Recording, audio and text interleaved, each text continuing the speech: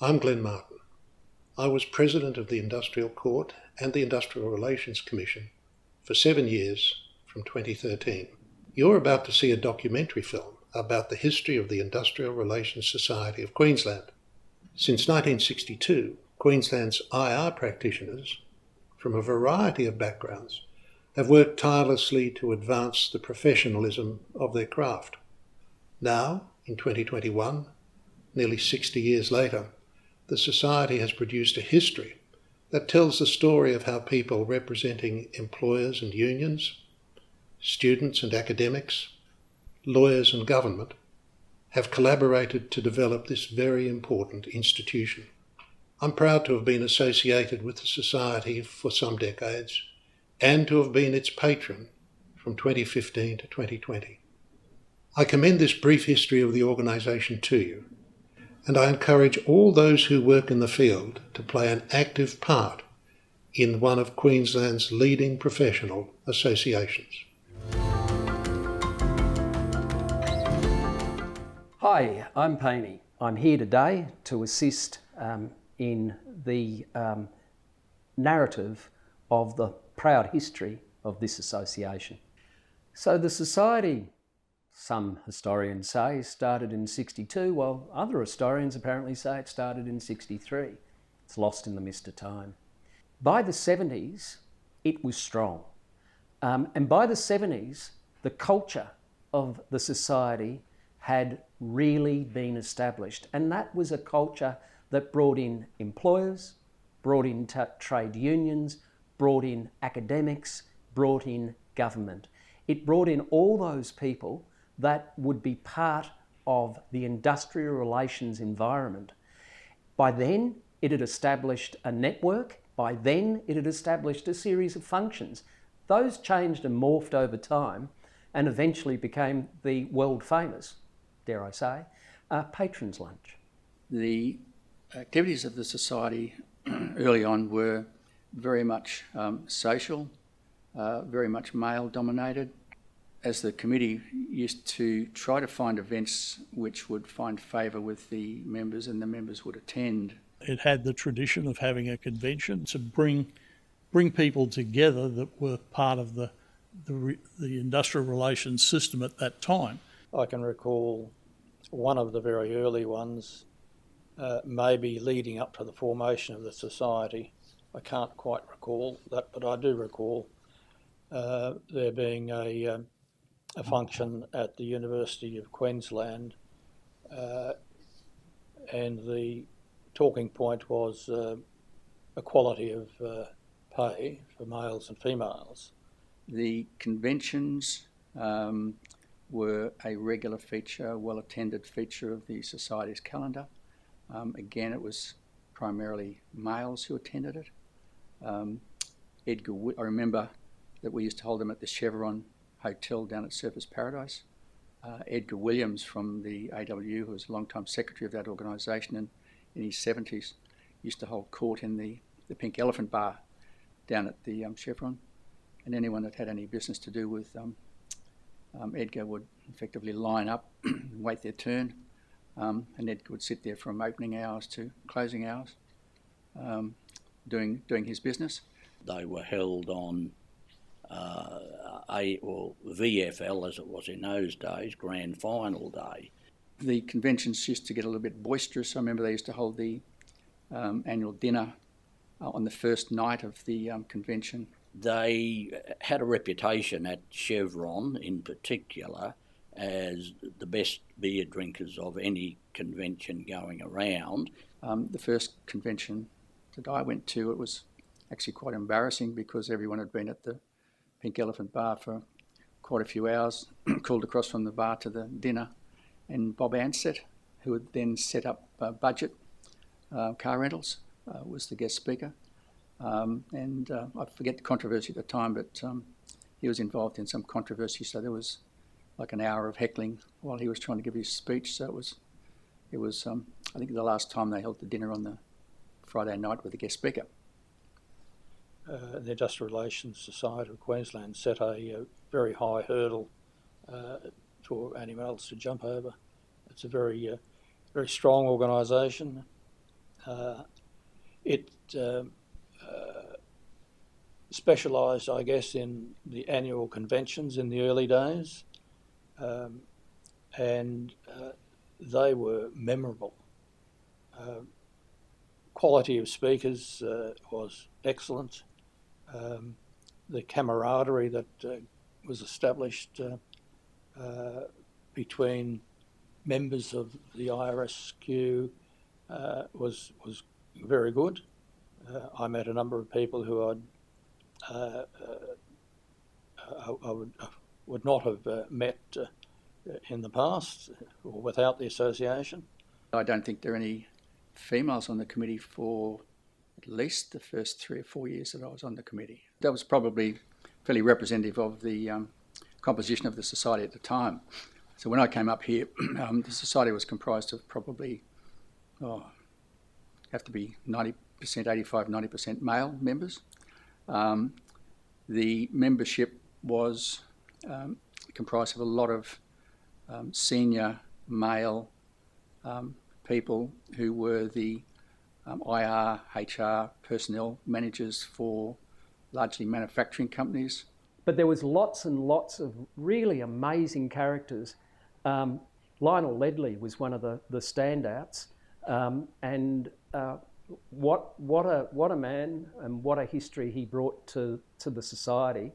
Having been a commissioner and eventually became the chief commissioner, a tremendous man, and the fact that the society had support of the Lionel Ledleys of the world was just something that took us beyond the ordinary into the superlative. An enormous figure, I think, in Queensland industrial relations. In his days, I think he was the Federation or Confederation of Industry, and then with the Queensland Commission, and just a wonderful human being, really. I mean, Lionel was, if you appeared before him and you got something wrong, he would be very generous in his approach, and he'd tell you where you got it wrong, and he was very encouraging of young advocates. He was always wonderful in that sort of sphere, fair, equitable, very well respected, could get both sides of a dispute into a room and have a discussion with them. And I think a great example of all the things that are good about the Industrial Relations Society, and a big supporter of it. I always remember when I first started, Lionel Ledley, I think after my first case, called me and he said, "Would you like some feedback after the decision?" And I said, "Yes, please." And he was always willing to give you that information. Roz would have been probably one of 2 female advocates, I would assume, back then. Would have been her and Janine Walker from the OWU, and that would have been it. What a wonderful thing for Lionel to have done to provide that level of support. Lionel is certainly one of the most generous practitioners I have ever met. He, as I said, he mentored people, he encouraged young people, he very much supported education. Hence the reason I think that the Lionel Ledley Prize, which was established by the Industrial Relations Society, was set up in recognition of his contribution not only to industrial relations but to the education of younger practitioners in particular. I know he read PhDs, theses for various industrial relations practitioners in his time. And he, as I said, he was just very generous with his knowledge and with his time. And he certainly was a great mentor and supporter of mine. Lionel was crucial to part of the thinking and the development of the industrial relations culture. He also used to attend the graduation for the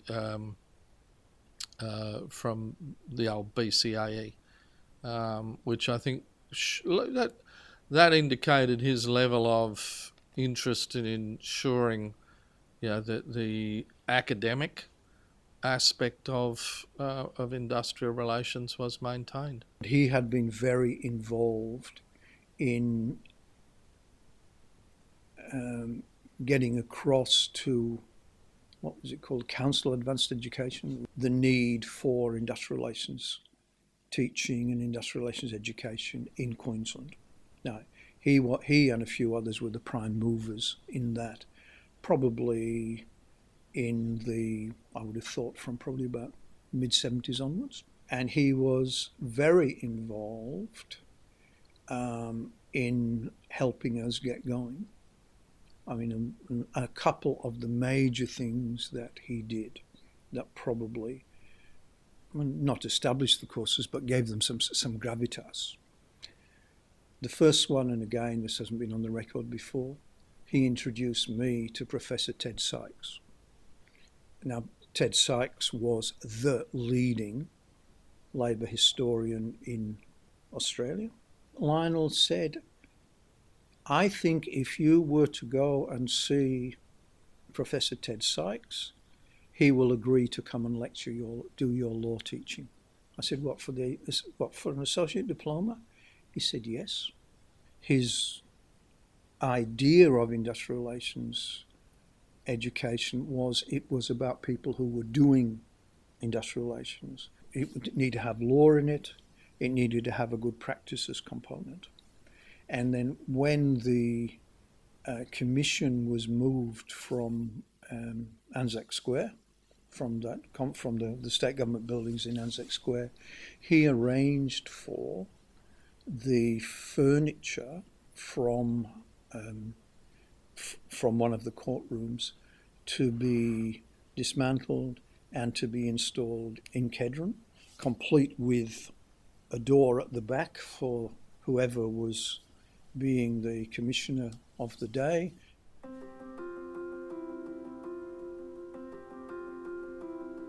When I started in IR, there weren't a lot of women in IR. The culture was very much the boys' club, and the boys enjoyed it. They enjoyed the cricket matches.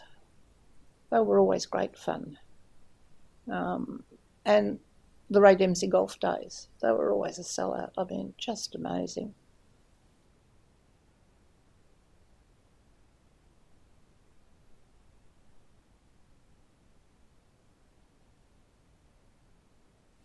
But yeah, there weren't enough women around. Later, as the composition of the society changed a little bit and we started to get many more female members, the female members weren't quite so interested in the social aspects of the society. They were more interested in the educational side of things. There were predominantly men in the society because that reflected the composition of industrial relations. The education stuff came in later, and to the detriment of the social events. The North Brisbane College of Advanced Education, we were not about being academic. We were about teaching, about improving public knowledge about industrial relations, and about engaging with people. The Industrial Relations Society was putting on seminars. We started putting seminars on, I think, probably about 1980, and I think we had 2 or 3 joint ones. The links came that way. We had coal mines under construction, we had ports under construction, because it was such a dynamic environment at that stage that a number of us got together and fundamentally recruited people to join, and also recruited a change in the committee's membership, and from there went to do our best to make sure that the Industrial Relations Society reflected what was really happening in industrial relations in Queensland and nationally at that time. I attended an Industrial Relations Society dinner, and during that dinner we were approached by Tommy Barton, and Tommy spoke to us in detail about the society, how it was important for each of the elements of the society to maintain a vigorous involvement, and that there could well be a role to play there for myself as a trade unionist and potentially by then a lawyer. One dispute here in Queensland, which led to another major change in the way I think the Industrial Relations Society was able to assist, and that was the SEQWEB dispute. The government of the day and its backers just pushed the Commission out of the fight, out of the discussion at all. Their agenda was very much more of, we don't like unions, we don't like what they're doing, and if they don't do what we say, we'll do them. When you've got hostile disputes, your priority's got to be finding a solution, because no one wants to be on strike. The IRSQ was somewhere where we could all swap notes. We could all go and bounce opinions. Again, there were key people from other sides of the bar table to me who were involved in some discussions with the government trying to find solutions at a time when the government wasn't really interested in finding solutions. So there were people who were trying to find a way out of the mess that we'd all put ourselves in. When things are changing and when you can find commonality, then it does bring people from diverse backgrounds together. If two people needed to meet, there was always, the society was a good forum for them to meet in, and for a neutral party to introduce them. You could usually have a full and frank discussion, and if you had a dispute that was a bit intractable and you were at an IRSQ function, it was easier to just get in a corner with the other side and say, listen, we need to sort this out. If the first time you meet someone is in a crisis, not as likely to yield a favourable result. QCR, I think, the first employer to employ women as industrial advocates. Once you got sort of a bigger pool of women, you could actually then make a bit of a difference on the committee as well and get them on. It was a hard slog. There were a lot more women coming through the formal studies, the undergrad dips and things like that. And I think then unions also and employers realised that women can be very good advocates and organisers. And generally the whole field of IR expanded for women. And here I was, a female in very much a male world. And that really sort of was difficult. You felt like you always had to earn your stripes. There were so few women in industrial relations, it hadn't been extended to what might be the dress standards. If I had $1 for every time I heard, send the girl, and there only was me, so I knew who they were talking about, I could probably retire early. The visitors invaders, very much women were seen as visitors into the Industrial Relations Club. You come in like a visitor at someone's house. You walk in and you go, lovely carpet, nice curtains. You don't walk in and go, what the hell? So we were seen as quite difficult, and we went in and went, well, actually, don't like how that conference run, or why can't we have a woman speaker about this, or no, we're not going to be, I don't think that's acceptable, and, we don't want to talk about that. We decided to have a special women's event. So because I was on the committee, I got the mailing list, and we just pulled all the women off it and invited them all to an event. Well, all hell broke loose, as I remember.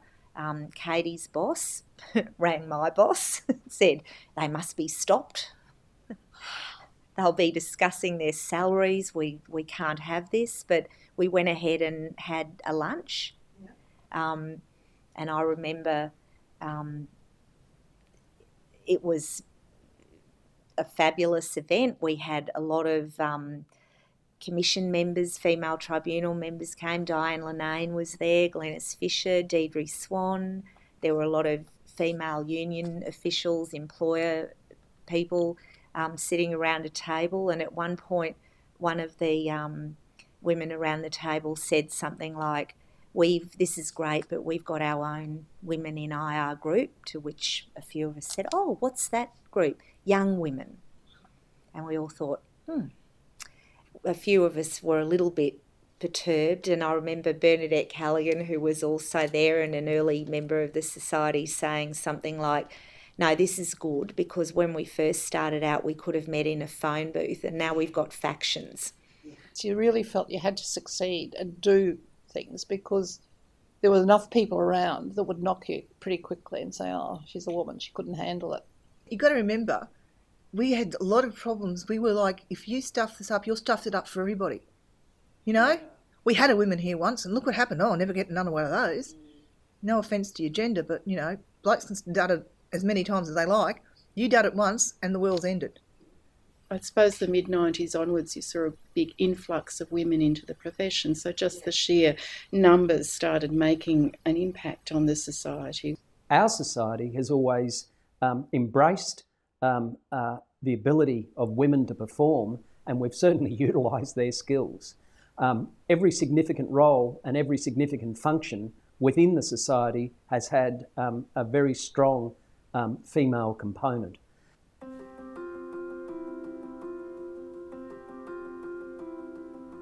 I think the other very significant standout during that time has been the increase of lawyers involved in industrial relations. Well, I think the change has probably been, in general, the greater legalisation, if I can put it that way, of industrial relations. It's certainly a lot more complex now legally than when I started.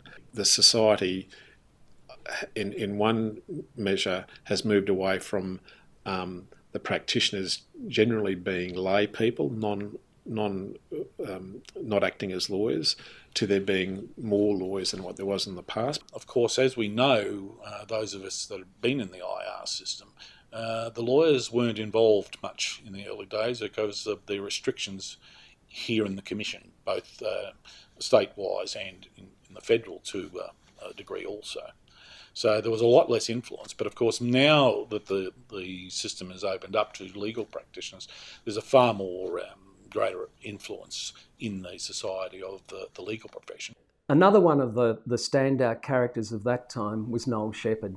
Noel was one of the gentlest characters I've ever met, extremely committed to ensuring the society prospered. And what he didn't know about the history of the society, you could put on a small postage stamp. Noel, I think, provided, he was really the foundation of the society from pretty much soon after he joined until he left the committee, I think in the mid-90s. So his length of time on the committee was 15 years or so. Probably everybody else might have done somewhere between 5 and 8 years, perhaps a fraction longer. So he was always the bedrock that was there and could provide some guidance to new people coming onto the committee as to, this is how we operate. We don't tolerate this sort of behaviour. We don't let people run their own agendas. We're here for a particular purpose, and that is to sort of bring people together in the industrial relations field, let them socialise when they need to socialise, provide education opportunities when we can do that, but generally be there to make sure that industrial relations in the state of Queensland is conducted properly and appropriately, where people have respect for each other. Noel, of course, held the position of secretary for many years. I think it's well accepted that he was a real stalwart for the society. Noel Shepherd, he was really the backbone of the society. He was the keeper of the knowledge, the keeper of the records, kept everybody organised and on track. And I just recall him as really being the face of the Industrial Relations Society because he'd been involved for such a long time and had that history and knowledge, and just in the role of secretary, I think.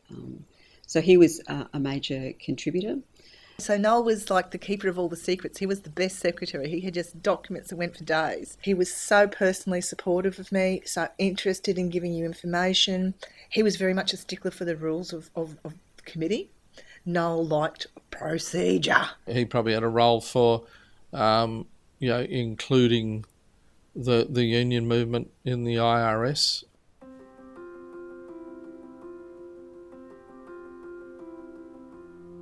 The committee, in the years that I was the president of the IRSQ in Queensland, did change its focus.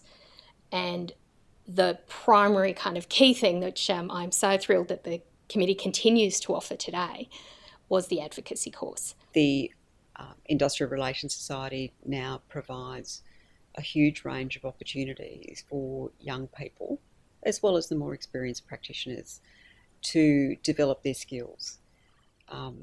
The education program, which is run for industrial advocates, the Advocacy in the Commission, I think is what it's called, I think is a great opportunity for people to learn from experienced practitioners, to learn from members of the bench and then have an opportunity to put what they've learned into practice.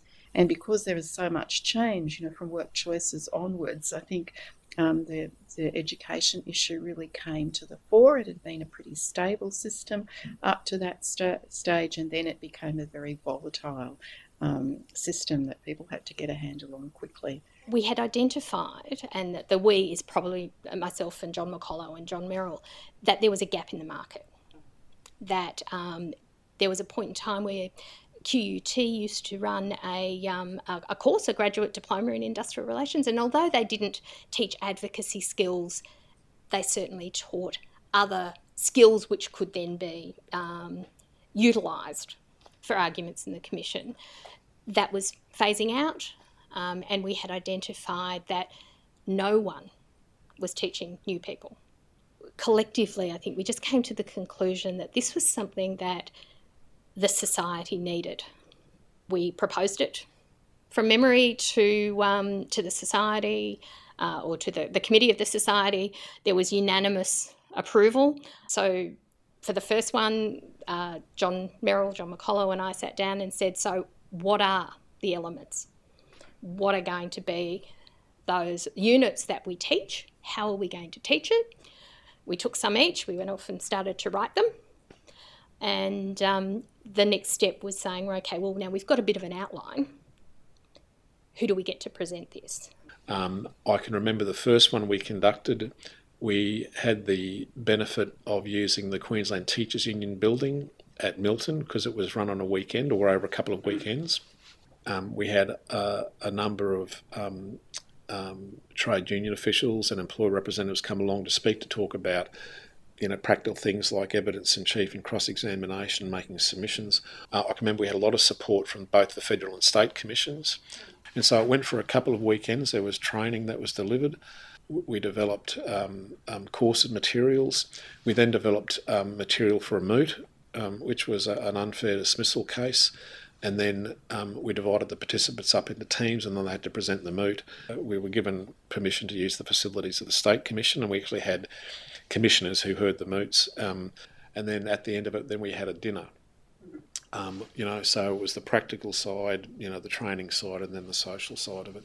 And we were surprised in a really good way, the number of very experienced practitioners, the number of commissioners who were more than willing to help. It was the first time we'd sort of approached the idea of, excuse me, Commissioner, would you mind sitting on a Saturday to hear a moot and then giving some feedback? And we never, in the years that I was involved, and I believe that it's still the same now, never had trouble getting enough people to either present in the course, and that was utilising either experienced advocates or barristers. The courses here that the IRSQ ran did something that universities by that stage probably couldn't afford to do, or the program was too crowded to give that sort of training. And also the way that the IRSQ ran them was, fantastic. You got exposure to a whole range of professionals. It was very practical. It wasn't sort of 2 hours of theory and a bit of tutoring each week. It was on your feet, standing up, having to do it, terribly scary. But the students who completed it were just so pleased with themselves and got so much out of it, and could then deploy that as a way of, saying that they were job ready when they were looking for employment. So the advocacy course is a really good practical course for, if you're going to work in industrial relations, you're probably going to have to rock up to the Commission at some point, and you need to know how it works. The advocacy course gives you a chance to learn those things in a practical sense from people who've done it for decades, and then have a go at actually doing it in front of a Commission member in as safe an environment as you can. We will tell people that go to that, just try something, and if you bugger it up, it doesn't matter. In the advocacy course, give it a go. You would much prefer the member to tell you you've done something wrong in that setting than in real life. There'd be speakers as soon as I called them up and said, hey, I'm on the organising committee for the advocacy course. And they go, yes. And they'd say, what date? I'll put it in my diary. Because they knew the benefit of the advocacy course, but they wanted to be able to give back to the coming generations, the new practitioners. It's not just the emerging practitioners. We have practitioners who have been working in IR for a long time. They see the value in coming along for the refresher, but they also see the value because they get to interact with these legends of IR. Yeah. So the advocacy course is invaluable for all industrial practitioners, not just members of the society. And if we could run it every month, I'm sure we could. When I joined together as an industrial officer, one of the things that the secretary and still the current secretary, Alex Scott, has a view that industrial staff should always attend the advocacy and the commission course that IRSQ have delivered. He has a strong view about the currency and the value of that training. So I joined the IRSQ as a member in 2005 to participate in advocacy in the commission. I know that we conducted a survey just at the time of the end of my completing my first term as patron, when Peter Garsky was coming into the chair as president. We conducted a survey of the members and found out the types of activities that they wanted to be involved in and where the society might devote its activities, and that formed the basis of activities for society for the next decade. But I can remember Peter Garsky, I think he sort of had the vision about what the society could become.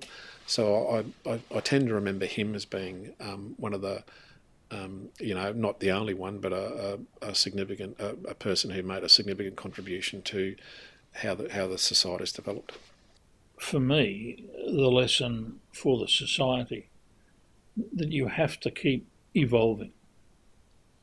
You have to keep looking at the landscape within which we work.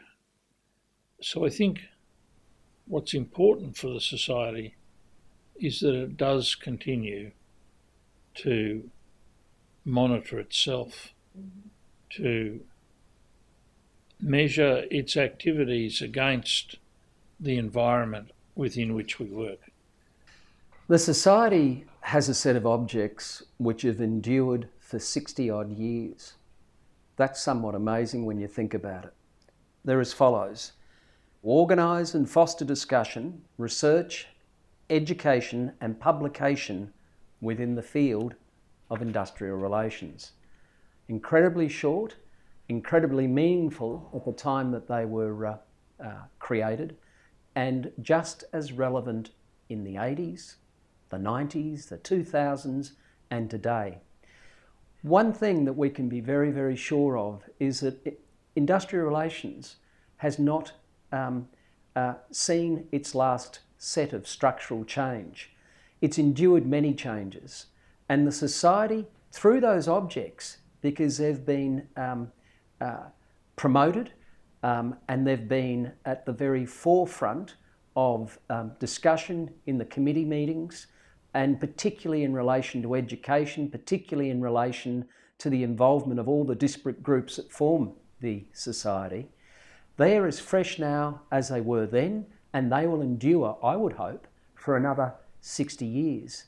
When the Constitution was changed, it was a strong view of the committee that there was no need to change those objects.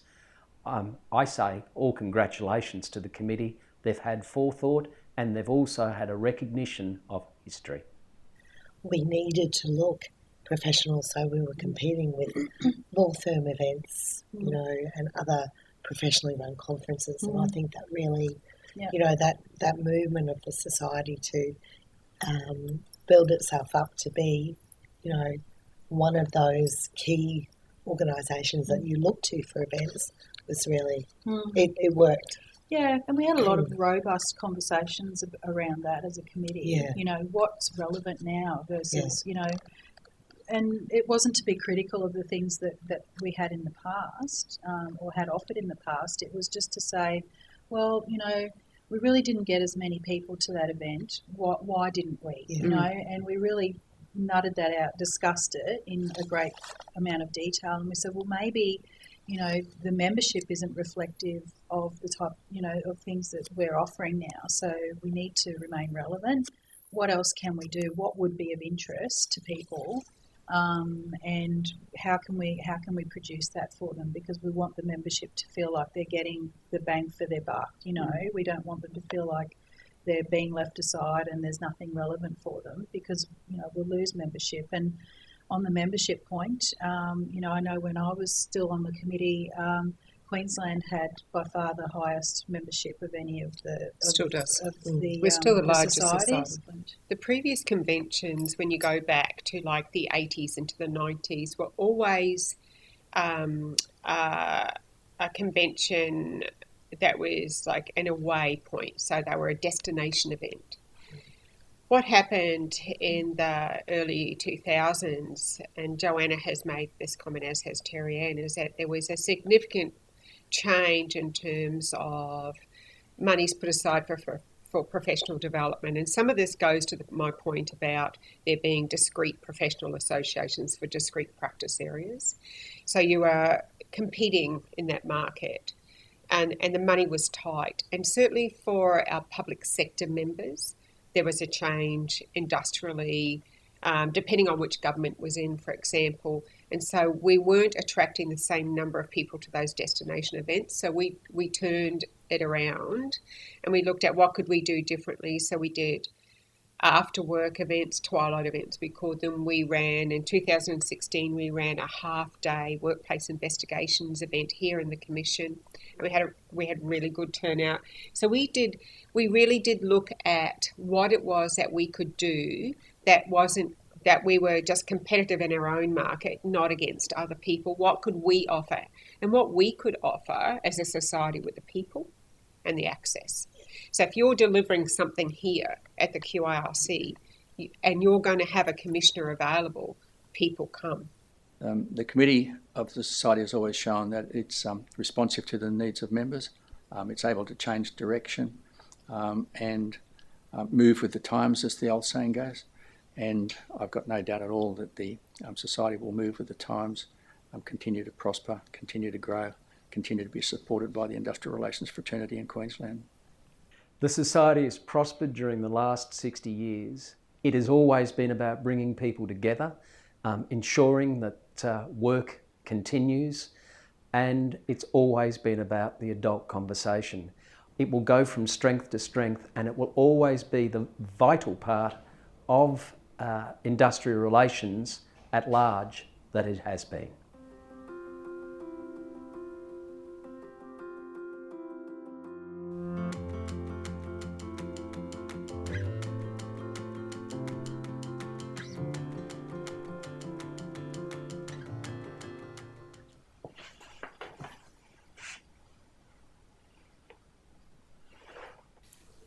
We've survived quite well, but we are a volunteer society that relies very heavily on its management committee and its members to keep it going. We are somewhat traditional in that almost all of our events prior to COVID were in person, generally involved hospitality of some kind and large collections of people. And we were not set up to deal with remote events. We still aren't really, in that we live in the hope of normal. Sitting here today, we are on the cusp potentially of another lockdown, which may again lead to the delay of our patrons' lunch. It's already been delayed once this year. It did not happen at all last year. So we're facing a very real likelihood of not being able to deliver what is the biggest event of the Society's year. I've taken the approach that we need to support the committee members as people first. We were on the front lines of COVID, not in a strict sense, but industrial relations obviously played a fairly significant part in all government responses to COVID. We had various industries being shut down, employers closing down, and we have our members and committee being people that have to help people through that, and businesses. So the primary goal has been to protect the people, and then the society. If we can't deliver or expect the society, we need to insulate it and protect it so that COVID does not bring it to an end and it emerges the other side healthy and ready to go, which it did. But we still have to deal with all the uncertainty, which is making it difficult. So we haven't met in person in full since early 2020. We meet irregularly via Teams or Zoom, as we're required to do by the rules to transact the business of the society, which we keep to a minimum. Committee meetings have become, I would like to say, very efficient. We get the job done and we get it over with, but with giving things full consideration. But it has been extremely difficult, and we are missing, well, at least I am anyway, the connection with everyone. Meeting, what we used to do was monthly, in person. We haven't been able to do that for over 18 months now.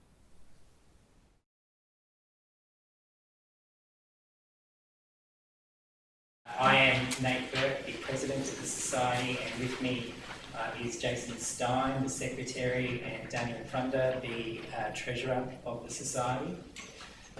So I am moving a motion on the recommendation of the committee that Adrian Bloomfield remain or be appointed as patron for 2022 and 2023. Second of John, thank you, and then all in favour. We hopefully have a patron's lunch. And next we have general business, if anyone wishes to raise anything. All right, the obligatory 5 seconds of pause has stopped. So, then I think we're close. Thank you very much, ladies and gentlemen.